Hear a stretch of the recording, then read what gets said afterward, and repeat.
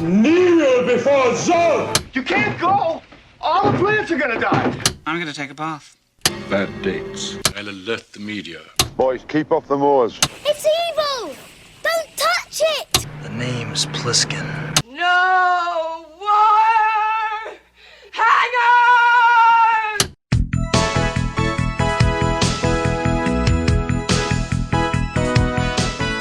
Welcome to Vintage Video, where we're rewatching the 80s so you don't have to. We'll be reviewing every major film release of the 1980s in chronological order, overanalyzing what you've seen and spoiling what you haven't.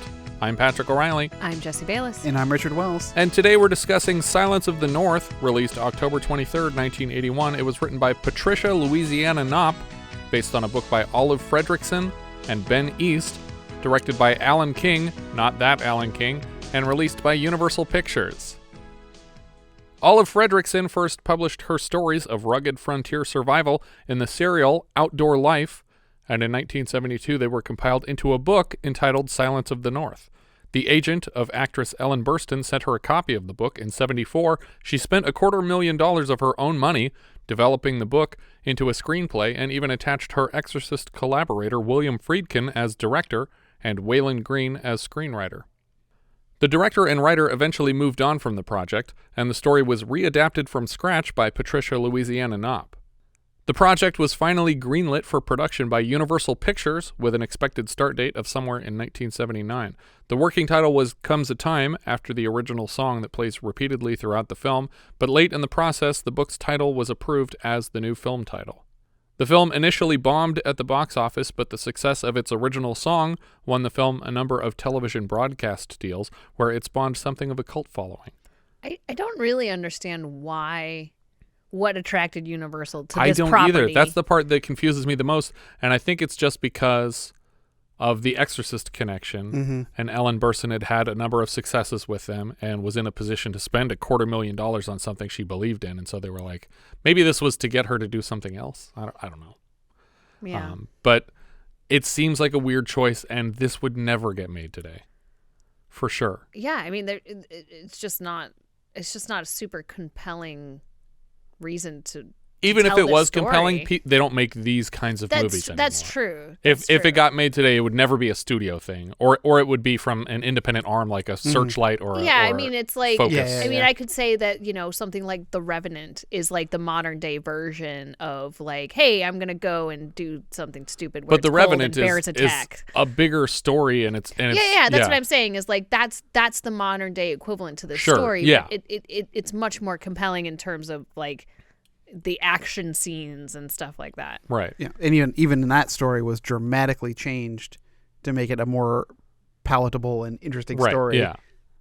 It was nominated for 9 Genies, and Richard Lederman won his for Best Cinematography. And I'm going to just introduce this as a new segment. Dumbest IMDb trivia point. Okay.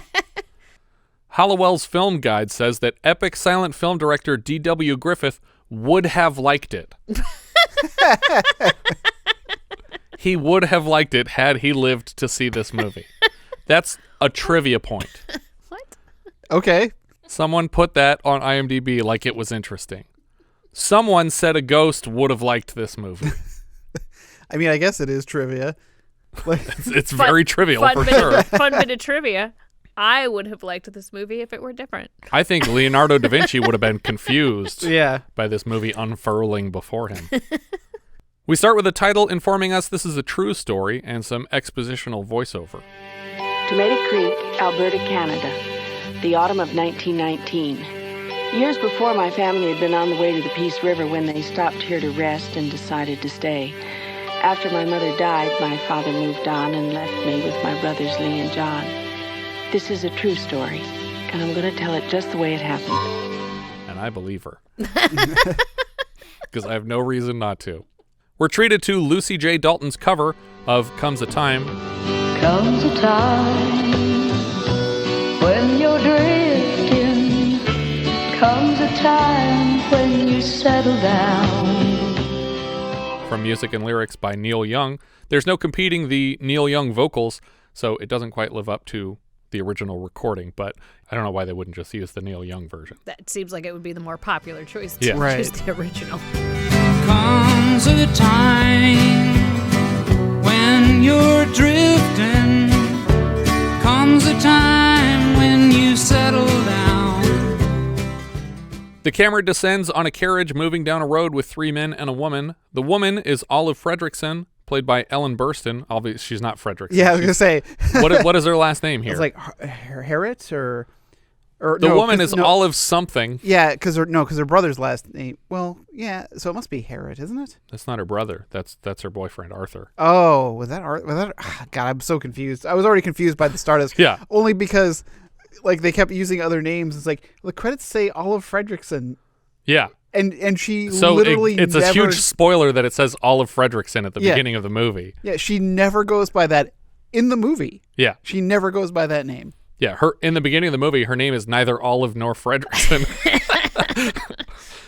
But the woman is Alta. Alta something. I'm going to name her. Her name is Alta Vista. She's played by Ellen Burstyn, and she refers to herself by her middle name, which is Alta. I'm assuming that Goodwin. two of these... Her last Goodwin? name is Goodwin. Alta Goodwin is riding on a carriage with 3 men. One is her boyfriend Arthur, and the other 2 are her brothers Lee and John. She comments on a breeze from the east, suggesting it to be a sign of good fortune, and they tell her she's dumb, and that they're just traveling west, so the wind comes from the east. And she's like, shut up, it's an easterly wind. It means good. They arrive at a small party in a field, and as Alta dances with Arthur, she notices Walter Reamer, played by a sexily bearded Tom Skerritt, smiling at her, and then vanishing mysteriously as someone passes him. Later, we see a basket auction taking place. It's basically a date auction, like the one at the climax of Groundhog Day. Right. But the baskets are technically anonymous. So you're not supposed to know whose basket is whose. You might accidentally buy the wrong girl, but they leave little hints to give people clues. Like one looked like it had a dead bird in it. Yeah, it was just covered in like feathers and shit. And he's like, oh, whoever wants this one. And a guy immediately bids on it. And then the second auction comes up, and a bidding war kicks up over a mystery basket, but Alta's boyfriend Arthur puts in the first bid. Alta confides in him that she recognizes the opposing bidder, Walter Reamer, from their childhood together. So he saw her boyfriend bid on it, and then he was like, I bet that's Alta's. I'm going to start paying for it. It was 15 years ago, August, and that's him. That's Walter Reamer. Eventually, Walter is literally outbidding himself and wins the basket for a sum of $11. Sold to the gentleman in the buckskin trousers for the unprecedented sum of $11. The equivalent of $186 today, nowhere near what Rita put in for Phil Connors. $339.88. Later, we see Alta and Walta on a walk together. Because his name's Walter, but I'm saying it like I'm Mike Ehrmantraut. Walter? Walta. They reminisce over the time they spent together as kids, and she remembers that he called her smart back then, and he remembers that she taught him to catch wild foxes. They kiss briefly, and we cut to late that night as her brothers warn her against the notoriously aimless wanderer. Walter has asked her to come away with him. If you go, you can forget about ever coming back. That's harsh, brothers. Yeah. Why? Why are you banishing me from the land? She books a boat ride to meet with Walter, and we cut right from their reuniting to the 2 of them waking in bed together. She announces she will no longer go by her middle name Alta, and she has taken Walter's surname to become Olive Reamer. He assures her that her brother's warnings were misinformed, and he'll take care of her forever. We cut right to Olive screaming with the pain of childbirth in a hospital. Olive's narration informs us that she and Walter moved 4 times in the first year of their marriage, always slightly further north. Olive breastfeeds a baby on a train car as Walter describes his grand plans to a stranger, and suddenly they are sledding into a snow-covered town. Now, they were already in Alberta, Canada, right? And they keep going up. Going up, Puzz 3D, it's going up. Olive waves Walter home from a work site for a meal, and he informs her that they're moving another 400 miles north to an even smaller settlement where Olive will be the only woman. No thanks. Yeah. Sounds like a total sausage fest. They take a ferry for part of the journey, and in the commotion on the water, they lose a horse and a traveling companion who fall overboard into the rushing stream. Yeah, I guess another boat collides with them. But it takes so long for them to collide, and the horses are freaking out way before that happens. Yeah. Later, we see Olive and Walter walking with a baby, and he mentions that he has $300 saved up to establish a permanent home in the next town, and Olive points out how wrong her brothers were to doubt him. That night, Walter proposes blowing his savings on sled dogs. The dog salesman convinces Walter that the region they can reach by dog sled is so swarmed with muskrats that they'll jump right into your traps. Catch him as fast as you can set your trap. Do you remember the last time we saw trappers boasting about such plentiful fur bearers? Oh, shoot. Was it A Man Called Horse? No. No, it was the one where it wasn't the... Similar costume design. It was. What's the name of that movie? I'm picturing the scene. How would you describe the protagonists? Well, there were these two dudes that were like... Two... men. Where were they? In the north. Mountain men! Mountain men! The Mountain Men. Nice. Say, you ever find that valley? The one that's all swarming with the beavers, where they run up on the banks and fight one another to get in your trap? The Mountain Dudes. The Mountain Dudes. Starring Charlton Heston and Brian Keith as the titular dudes. Are you a mountain enough dude to save the president? Oh my God. And then they meet up with the Lone Ranger and they save Jason Robards. That'd be great. My husband was a roamer and a dreamer, so I roamed with him and shared his dreams. They're officially in frontier territory now, beyond civilization, where they have to build their own cabin to live in. Things started well, and the trapping was good until winter, when the river froze over and the muskrats left town. I mean, there wasn't a town. They left this region. We hear Olive telling their baby the story of how they met, and it's even sadder coming from her. As kids, she taught him how to trap animals, the work he's doing now to provide for her, and she mentions how he likes that she was attracted to his brain, but as an adult, he needlessly admitted that he was only ever attracted to her looks, and he never actually cared about her brain. He didn't even think she was smart. He just said it because he knew she'd like it. Olive and the baby are home alone together, while Walter is out hunting, and a bear attacks the cabin. This is a real grizzly bear that was transported from Los Angeles for the film, which... How do you move a grizzly bear? That seems terrifying. Yeah. I mean, I'm assuming it's some kind of, like...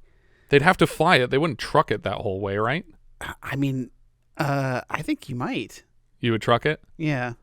Oh, no, I want to see bears on a plane, though. What was the animal that they had in Honky Tonk Freeway that crashed? Rhino. Was it a rhino? It was a rhino. But didn't they also lose, like, tigers they or something? They killed a rhino. They had an elephant. The rhino died the day after they shot lions. With it. There was also lions. Lions in Honky Tonk Freeway. Oh, yeah, because they were in the zoo already at the start of the film. They attacked Jessica Tandy. That's right. And Hume Cronin. Do you guys recall the last time someone was left alone in a winter cabin when a grizzly bear attacked? That seems like something I should remember. Oh, I do. What do you got? Continental Divide? That's correct. Very good. 2 for 2. She manages to scare it away with a gun, but it backfires and singes her hair. She cuts it short, and Walter arrives home that evening. Before asking what she was shooting at, he demands to know what she did with the hair she cut off, as if he could put it back on somehow.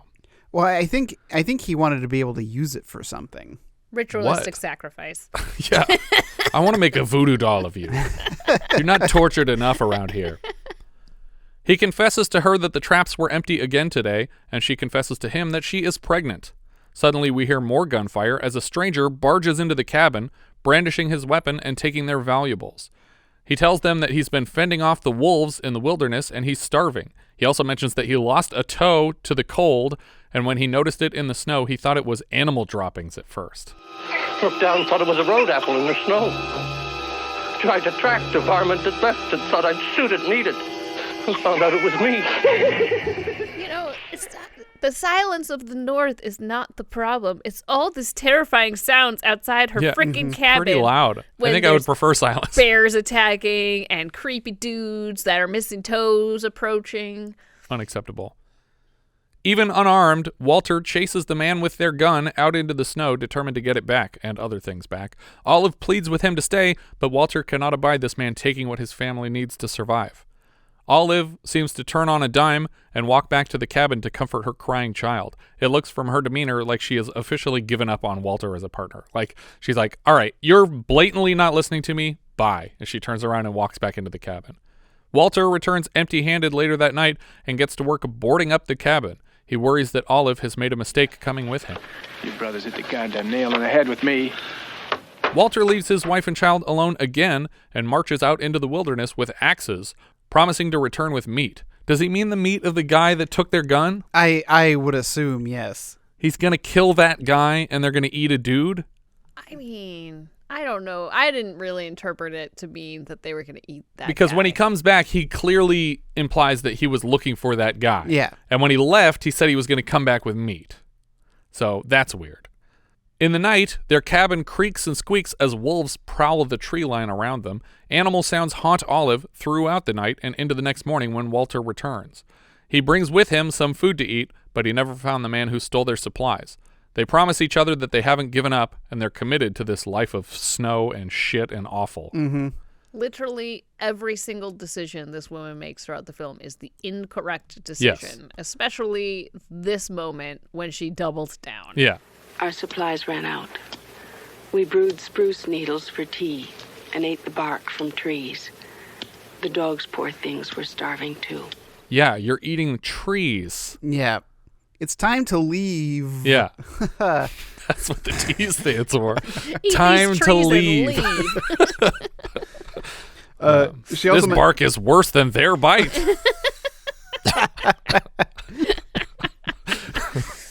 She also mentions that one night it got to be 40 degrees below. It's like, how do you know? Yeah. Like, how do you know that what temperature it was? Because that's the degrees that a testicle falls off of a man. The other one falls off at 45, so they know that it didn't get that cold. It's like that thermometer with the glass. The one that hangs lower comes off at 40. Olive is talking to the baby about the last surviving photograph of her mother, and Walter is out checking on the dogs, but Olive realizes too late that he's there to put them out of their misery. The baby on the floor has dumped a handful of bullets on the ground, one of which it puts in its mouth. Yeah. Like, I thought it went all the way in its mouth, and I was mad at the filmmaker, not even just the woman in the room. I was like, why are you letting that baby put props all the way into his mouth? Yeah. Unless this is a cheese bullet, and the kid's allowed to swallow it. Yeah, it's just been cleverly painted. With silver enamel. Yeah. All that leftover Tin Man silver makeup. It's perfect. We just lined it with lead so he can eat it. It's fine. It's actually sweet because lead. It's delicious. Sweetest of the transition metals. No, that's mercury. So when she starts flipping out about the bullets, I thought, oh, it's because this baby just swallowed one. Yeah. And now she's carrying the baby outside to tell her husband, he swallowed a bullet, what do we do? Yeah. But that wasn't. But they're not like strike anywhere bullets. Like, the baby's not going to explode. It's just going to be hard to pass, but I thought he was going to choke on it. Yeah. Explosive diarrhea just became much more dangerous. Oh my God. Yeah, could you imagine? What is in here? Boom! It's like just your blood turn and to shit change everywhere. the diaper. The diaper just becomes an God. IED. I'm going to need more wipes. and a small box. Anyway, back to the film.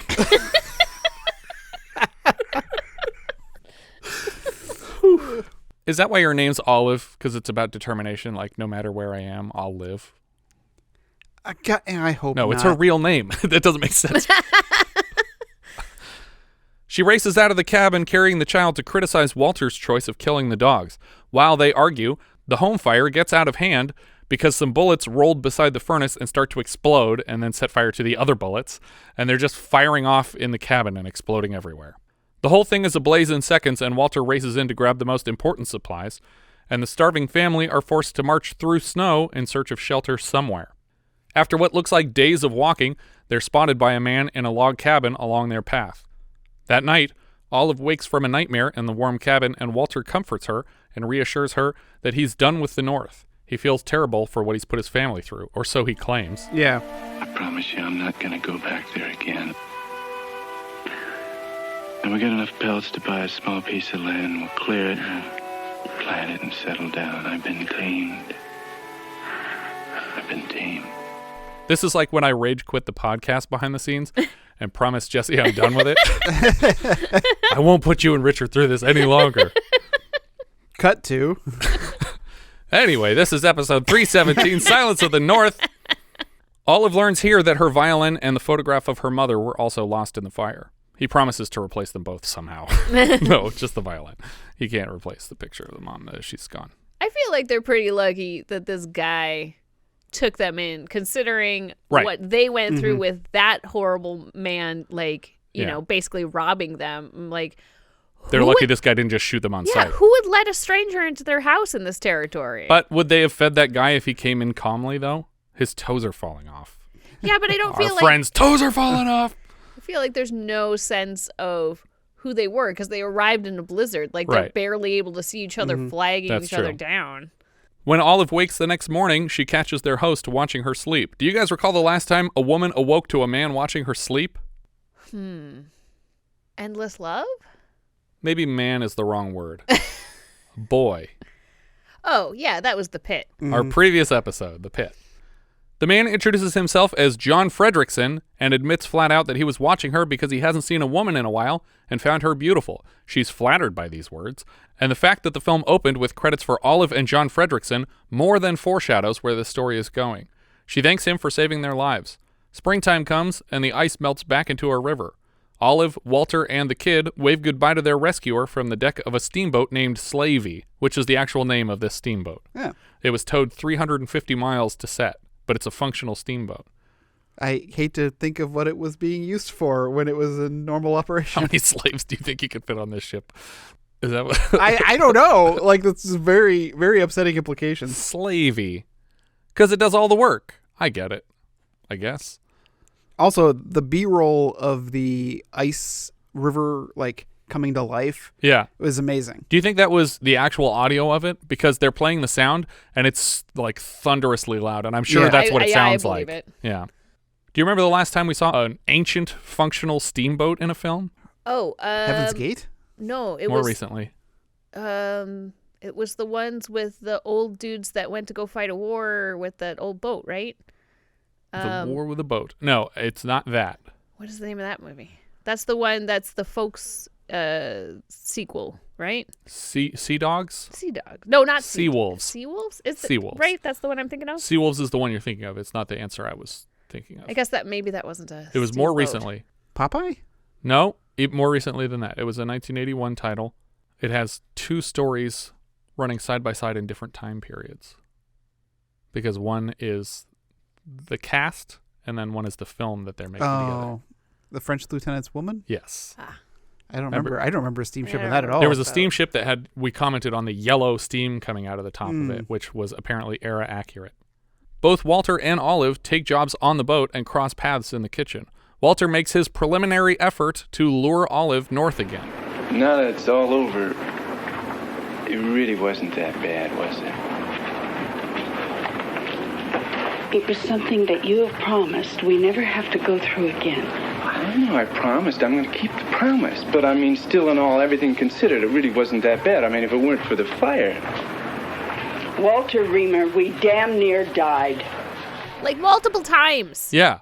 Like not like just if that once. cabin hadn't been there, they would be dead. Yeah. Their kid would be a kidsicle, and there would be a popsicle and a momsicle.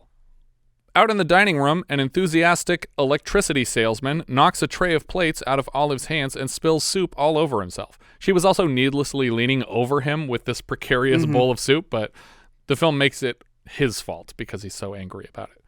He demands that she clean his clothes and grabs her arm when another man tries to intervene on her behalf. She fights them both off and tells the second man that she doesn't need his help. I have just survived against all possible odds. I can take care of myself. I'm 9 months pregnant and tired as hell. I'm not going to wash your shirt. You want a clean shirt? Leave it on and go jump in the river.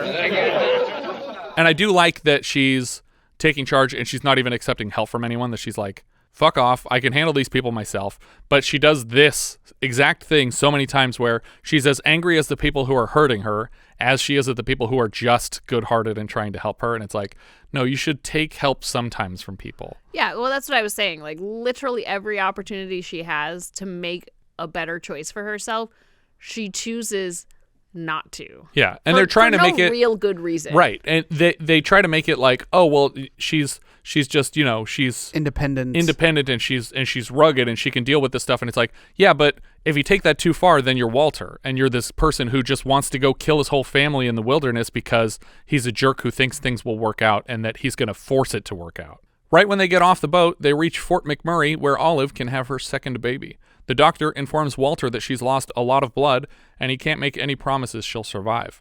Walter gives the doctor a bunch of reasons for Olive to live, like he just bought a plot of land and he'll replace her violin. I'm sure she'll be happy to hear that. I don't know why you're telling me this. Yeah, this is really great drama. You should be telling her even if she's unconscious. Why didn't I let you in the room? That would have been great. You could talk to him about it, and that'd be great. Yeah, maybe redeem yourself a little bit in the eyes of literally anyone. If she's even alive now, who knows? Nobody's checking in. I do. She wrote the book adapted into the movie. Walter makes a bargain, seemingly with God, that he will keep his word and stay put if Olive can survive the night. She does. And he doesn't. Yeah. Gotcha, God. It's too late. No takebacks. She does make it through the night, and they make a nice life for themselves on the land that Walter bought. One day, a pilot lands a biplane in town, and Walter is reminded of how adventurous he used to be. That night, he breaks his promise and tries to talk Olive into another adventure north. She informs him she won't go, but he's welcome to. They silently agree to part ways, and we see a glimpse of Walter rafting his way north.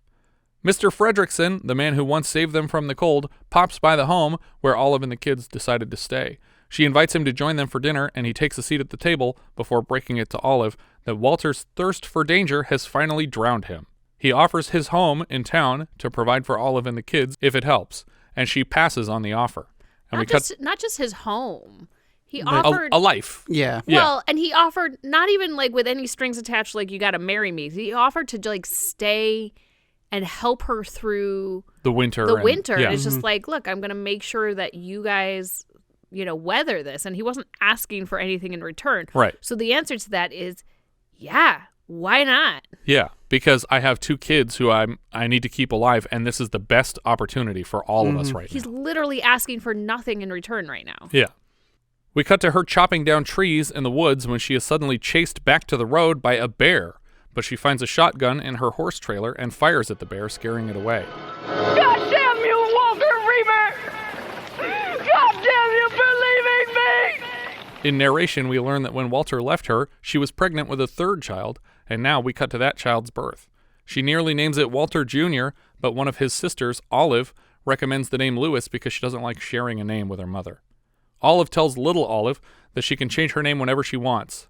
In a nice way. not like, oh, fuck you, change it, you jerk. It's more like, oh, well, you can change your name. I used to be called Alta, and now I'm called Olive, which is the name someone gave me. I chose Alta, and then I gave it up. So you can change your name as long as you promise to change it back after you marry a jerk and move to the wilderness. Sometime later, Olive's old boyfriend Arthur from the start of the film shows up to her farm with flowers. He delivers his condolences and her brother's condolences after the passing of Walter. He informs her not so subtly that he's made quite a success of himself back in Tomato Creek. He has a big house and lots of money with which he could keep her and the kids very comfortable. Olive is distracted from his pitch by the crying of baby Lewis. She's clearly not interested in the offer already, and then he puts his foot as completely in his mouth as he can. You can't provide for children and keeping them warm in the winter? Why not? I've got 2 arms. I'm not lame. She doesn't bother pointing out that she has already done exactly that for many winters now, and then informs him that her winter plan involves shooting a moose in the face. So we cut to that happening. She's taking a shot from a canoe with the kids on board, and they try to talk her out of killing it, especially when they see the moose has a baby of its own, which I would have just named Seconds. Further downstream, they spot another moose without a baby, and Olive lines up her shot and takes the beast down. Dead, Mama. I know. Everything that lives must die, babies. Later, she hacks up the body with the help of her middle child, and then they load it into a canoe. That night, they make camp, and wolves strike. I don't know why they made camp. Just get in the canoe and go. Why are you staying here? Like, obviously, well, and they didn't really necessarily show them making their way down the river with the carcass, so presumably there might even just be like a moose head hanging out here. I would not camp by that. Yeah. Or you hang it from a tree. Yeah. Or you leave it to distract the wolves. So it's like, here, have the head. Or you wear it and just start screaming at them. What the fuck is that, Roger? I'm not messing with no moose man. They rush back to the canoe, and she swats at one of the wolves on shore with an oar before paddling out into the darkness. The kids try to talk their mother into moving to town, where they don't have to do things like battle wolves for moose piles. And they left their things behind. Like, there's got to be at least a cast iron pot that I think they had it over the fire. They hitchhike into town, and Olive finds work at a local soup kitchen. Mr. Frederickson happens upon her there as a truck driver making a delivery. They strike up a conversation, and the soup connoisseurs get impatient. Lady, if I don't eat soon, it's the Marble Orchard for me. I like that. Yeah. Because we haven't gotten any other dates since then. Yeah. This has to be like Depression era time. Yeah, deep into it. Later, we see Mr. Frederickson walk Olive home. He kisses her goodbye, and the kids all watch smiling from a window. He leans forward to give her a hug, and she suddenly realizes that she cares for this man. We cut to them dancing together at a local party, but Olive is distracted when Louis wanders in alone. I guess his sisters just let him walk out of the house down to the dance hall. Apparently, the young boy snuck away, and his mother is informed that he is ill. Like, he says it himself. Like, he walks up and he says, "Mama, I'm sick." And she immediately is like, "Oh my God, no!" When it's like, my kids tell me they're sick every day, and I'm like, all right. Go to school. Go to school. School says you have to go even if you're sick. She holds him tight, and we cut to her violently shaking a doctor until he slaps her, and then she slaps him back. No. Then we get an expertly crafted bit of exposition. How dare you! How dare you say my son is dying! My dear lady, I said your son has spinal meningitis. Perfect. And cut. She covers her ears and runs away from the man. Outside, she watches Frederickson have a snowball fight with her daughters, and one of them throws a snowball at her mom that explodes on the window in front of her face. Louis died the same night. He was diagnosed and died within like 12 hours. We see her walking in the cold, and Frederickson finds her and gives her a ride home. He makes the same offer of assistance again, practically begging her to accept it, and she turns him down again. He tells her that finding her in the snow when they met seemed like the reason he was up there in the first place. She warns him that she has nothing to offer in return, and he asks about her other children and what they'll survive on if her reservoir is empty. Yeah. He's like, "No, I don't need your help. I'm just going to go home and be depressed and not care for my children anymore. They will just starve to death outside my bedroom."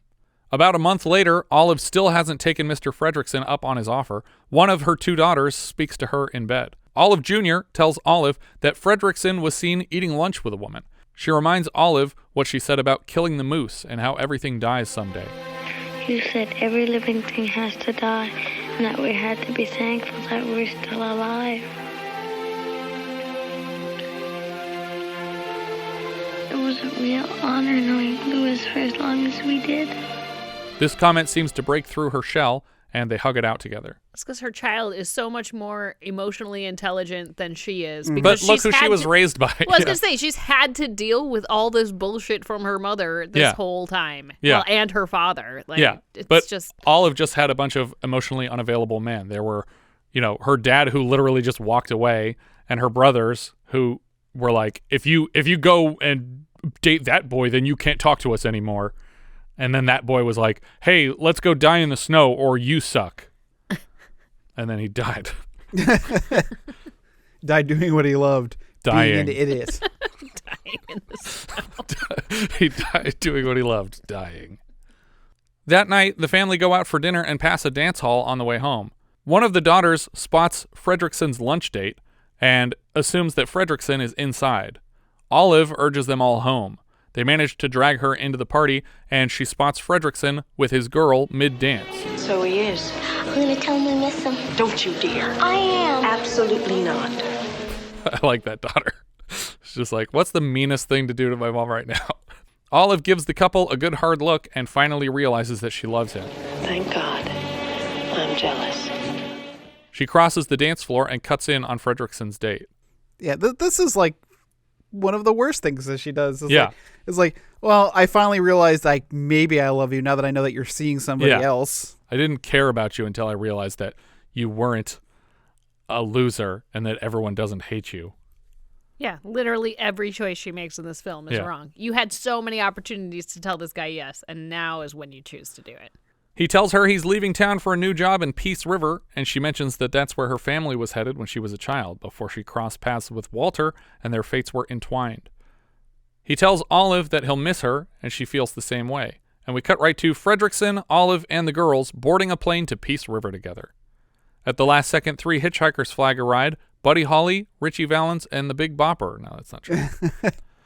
The main theme strikes up one last time as the plane takes off, and closing titles tell us, the filmmakers wish to thank Olive and John Frederickson for their contribution to the making of this motion picture. Olive recently celebrated her 80th birthday with her entire family. They went to see The Pit at a local theater. They all continue to live in northwestern Canada. Well, not her entire family. Yeah, right, yeah. Also, she makes another... She does the thing that she did at the beginning of the movie where she says, the wind's coming from the east. It's a good sign. It's like, no! Clearly... Now it's time to make the sequel about Frederickson dying in the snow. And yeah, it's like... She moves on to the next guy reluctantly. Did you not realize that the wind blowing from the east was the worst Or maybe her brothers were right here? and it wasn't blowing from the east. That's why. Because she was wrong the whole time. No, that's from the west. You're fucked. Wait for the rest of this movie to play out. It's going to suck. Like, if the wind were blowing the other way, it would have blown their carriage off course, and she wouldn't have gone to the dance where Walter was. It's like a sliding doors situation. Well, and he says he's got a job with an airline. It's like, are you a pilot? What are you doing? And then he's not in the front of the plane when they leave. Right. So. And then they're flying to Peace River, which just doesn't seem like it's a hub. Yeah. Yeah. That's there's not an airport in Peace River. Yeah. So I'm very confused about what their situation is, but still, I got a job for an airlines. They're paying passengers for one flight. Mm-hmm. It's going to take me all the way to Peace River, and then that's it. It's a one-way job. But even still, at this moment, she's still not Olive Frederickson. Right. She's still just Olive Reamer at this point. We can only assume that she married this guy, but maybe she found another Mr. Frederickson. There's a lot of them in the old days. Anyway, that's the movie. I feel like what happened was this lady was in a waiting room at a doctor's office and told someone her life story, and they sarcastically said, you should write that down, and that should be a book. And she did, and a lot of people read it, and I guess it spoke to Burstyn in particular because she nabbed the film rights, if nabbed is the right word, for buying a thing on a shelf that was neglected. And then she worked really hard to make this movie. I guess it was a passion project for her. I don't even feel like she's doing her best work here, though. Yeah. I feel like she was probably attracted to like the obstinacy of the character, that it was like a person who fights for her independence and thinks she's going to make her own way for her entire life. But even if that's what attracts you to the role, then she shouldn't go off with the guy at the end of the story. Yeah. Like, it should have ended before that happened. But I guess that's, it's a movie, so it has to have a happy ending. But if the whole, like, engine of the story is that it's like, no, the point is this is a different kind of woman who doesn't rely on other people. And then it's like, and in the end, it's a happy ending because she relies on this guy to save her and her children. It's like, then she should have done it earlier. And I know that it's based on a true story. Right. So you can't really change the events. But then that's also, why it's not a good story. that's why it's an inconsistent character. Yeah. You have to adjust a story to be more cinematic. And, yeah. And if that means fudging some facts, then that's what you do. I think she just made a promise to this lady, like, I'm gonna do your story justice. And it's like, I'm just gonna shoot it exactly how you put it on this page. And if you don't like it, it's your own life. Also, I thought it was strange that you had mentioned that it won like awards for cinematography, or the cinematographer got credit. To be fair, we're watching a bad VHS that's true. of the movie. But there was one particular shot that I was like, oh, this is terrible. I can't even see what's going on. It's when Frederickson picks her up in the snow and they're driving. Yeah. The camera is outside. Like behind the truck? Well, yeah, it's like the camera's on, like, attached to the rig and looking at them through the side passenger window. Yeah. But because it's winter and there's so much white on the ground, you can't see them in the car. Yeah. Because there's just so much glare and the reflections coming from the scenery outside. I was like, this is terrible. I can only hear their voices. And the night that the wolves attacked the cabin is so dark that you can't see anything either. But Again, that could be an issue that's fixed with a nice transfer of the movie, which I don't expect it to get. Mm-hmm. It's not a well-known film. I think it's on VHS because it was on television a lot. That Night with the Wolves, when she's hearing all the sounds and she just screams. Yeah, that's how they punctuate the scene, is her just screaming into the darkness. Yeah, it just reminded me of Tremors when the car is going down into the ground. You just hear her screaming as the headlights fade. Where are the golden oldies coming from? But yeah, thumbs down. Yeah. It's not worth your time, probably. It's a true story, and we just told it to you. Yeah. And it's no more exciting than what I said. It was very like I had to read Little House in the Big Woods in school. And that's like, I just like was just getting like PTSD. It's like, oh God, that's what I said to Patrick. I was like, this feels like something I would have been forced to watch in school over the course of like 3 days in history class. Yeah. What are we thinking Letterboxd? Speaking of things you were forced to watch in school, I have it pretty close to Tuck Everlasting. I actually have it close to Tuck Everlasting too. They're both the same VHS quality. And I think production. I actually was forced to watch Tuck Everlasting. Yeah. I definitely read it in school. Yeah, but you watched it because you told me when we first started. You were like, I was like, "This is the one that we watched." It looks familiar, yeah. So I have it 2 above Tuck Everlasting. It is number 124 out of 149. It is just below Rich and Famous and just above Night School. I feel a little bit better because I was worried maybe I put this movie too harshly because I have it at 105, which puts it below All the Marbles and above The Four Seasons. All right. I actually have it in 140th. Which is 3 under Tuck Everlasting. It's directly under Rich and Famous, just like yours is, and it's above Scream in 141. Oh man, that's a jump. Then it's like that movie. Sounds of the North to Scream. I don't know. I mean, Sounds of the North is just there's just not enough to it, you know, and that's the biggest problem with Scream is that it feels like they shot 60% of a movie and edited it together, and we're like, you know what, we're done. My wife said I can't get any more credit cards, so I think maybe we'll just call it a wrap. Thanks, everybody. And then everything below that is just like me getting angrier and angrier as I watch it. Anything ranked below Scream on my list is just infuriating. Our director here was Allan King. Like I said, not that Allan King. He directed 14 episodes of Avonlea and Who Has Seen the Wind, but mostly documentary work outside of those two. The writer, Olive Frederickson, and Ben East, which is based on Silence of the North. This is their only credits in anything, obviously. The writer who adapted it, Patricia Louisianna Knop, also wrote 9.5 Weeks and a few Red Shoe Diaries, which she also produced. The music here came from Alan McMillan. No other credits I could find. Cinematographer Richard Lederman. He was the DP on the 1990 Stephen King It miniseries. And like I said, he won a Genie for his work here. Ellen Burstyn was Olive Frederickson. She's Chris McNeil in The Exorcist, for which she got a Best Actress nomination. She was Lois Sparrow in The Last Picture Show, for which she got a Supporting Actress nomination. Alice Hyatt in Alice Doesn't Live Here Anymore won Best Actress. And Sarah Goldfarb in Requiem for a Dream, Best Actress nomination. And another Best Actress nomination for Same Time Next Year, which we've already covered on the show. She is currently reprising the Chris McNeil part in David Gordon Green's Exorcist sequel trilogy, the first of which will be coming out this year. Oh, wow. Tom Skerritt played Walter Reamer. We covered him first for his part in MASH and later in Lion Attack movie Savage Harvest. He's also in Harold and Maude, Up in Smoke, The Dead Zone, Top Gun, and we've also discussed on the show his cameo as himself in Seth MacFarlane's Ted. Gordon Pinsent played John Frederickson. I like this guy. He was Jamie in the 68 Thomas Crown Affair. He's the U.S. President in Colossus, the Forbin Project. We've covered his work last as Swiftwater Bill in our mini-sode review of Klondike Fever, which takes place around the same time. You reminded me a lot of Ray Walston. Yeah, he's great. Yeah, Pinsent is the Canadian Ray Walston for sure. If Ray Walston's not Canadian. I don't know. Jennifer McKinney played Little Olive Reamer. She was Little Robin Marshall in Death Ship last season. That's the girl whose brother's peeing on the deck of the ship.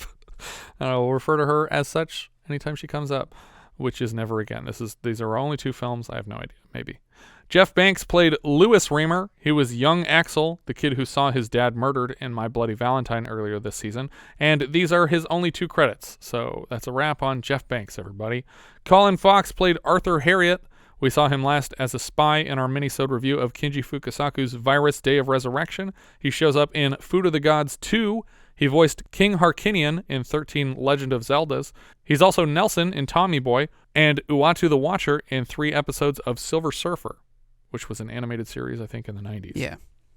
Larry Reynolds played the auctioneer. He was Mayor Hanniger of the Hanniger Mine fame in My Bloody Valentine, and he was Sekdef Morrison in Virus Day of Resurrection. Ken Pogue played the Wild Man. That's the guy with the missing toe. He was the vice president in Dead Zone. He's Dr. Krauss in Virus Day of Resurrection. Sean Sullivan played Tattered Man. He was Dr. Bill Michaels in 2001: A Space Odyssey, and Herb Smith in the Dead Zone. Sean McMahon played Man on Soup Line. I'm assuming that's the one who talks. He was Jake in Nothing Personal, Colonel Warner in Hog Wild, a detective in Atlantic City, and a news reporter in Death Hunt before this so far. So that's all Canadian stuff. He also shows up in Naked Lunch, The Air Up There, Tommy Boy, Simon Birch, and he was Donald Reagan in Mr. Narasta's The Day Reagan Was Shot. Donald Reagan. Bargain bin Ronald Reagan. No, I'm assuming it's his child or dad or good friend who just by coincidence has the same last name. I think that's everything for Silence of the North. If you have any thoughts you'd like to share, we are Vintage Video Pod on Twitter, Facebook, Instagram, YouTube, and Letterboxd, where, as I've said before, you can find each of our full movie rankings for the year. We can also be found at vintagevideopodcast.com. We also have a Discord now. Join the 24/7 movie chat and share your thoughts on episodes past, present, and future at vintagevideopodcast.com/Discord. And if you're listening on YouTube, don't forget to subscribe. What's that sound? We got one! That's right, it's a new patron, David Brown. Not that David Brown, I don't think. But if it is, hey, Dave Brown. We went to school with the Dave Brown. As a $5 patron of the show, David now has access to 39 full-size 70s reviews and 40 minisodes from 1980, as well as a hand in choosing next month's film. Thank you, David, for your contribution to the show, and thank you so much for listening. I hope you'll join us next time when we'll be discussing Halloween 2, which IMDb describes like so. While Dr. Loomis hunts for Michael Myers, a traumatized Laurie is rushed to Haddonfield Memorial Hospital, and the Shape is not far behind her. We leave you now with a trailer for Halloween 2. I shot him 6 times. I shot him in the heart. This man, he's not human. Universal Pictures presents Halloween 2, More of the Night He Came Home. Who is it? There was nothing within him, neither conscience nor reason, that wasn't even remotely human. This is some kind of a joke. I've been trick-or-treated to death tonight. You don't know what death is. Janet, go tell Mr. Garrett we're having trouble with the phones. There is no place to hide. He will always find you. What's this? It's a Celtic word. It means the Lord of the Dead.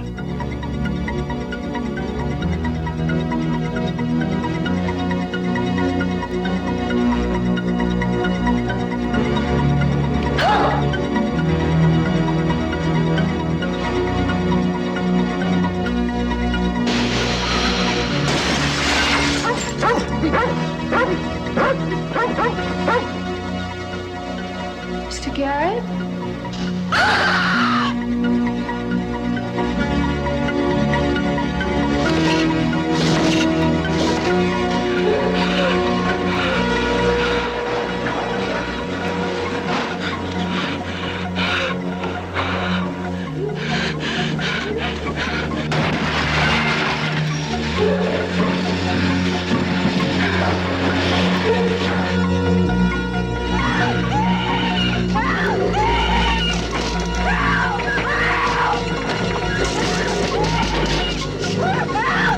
Halloween 2, More of the Night He Came Home.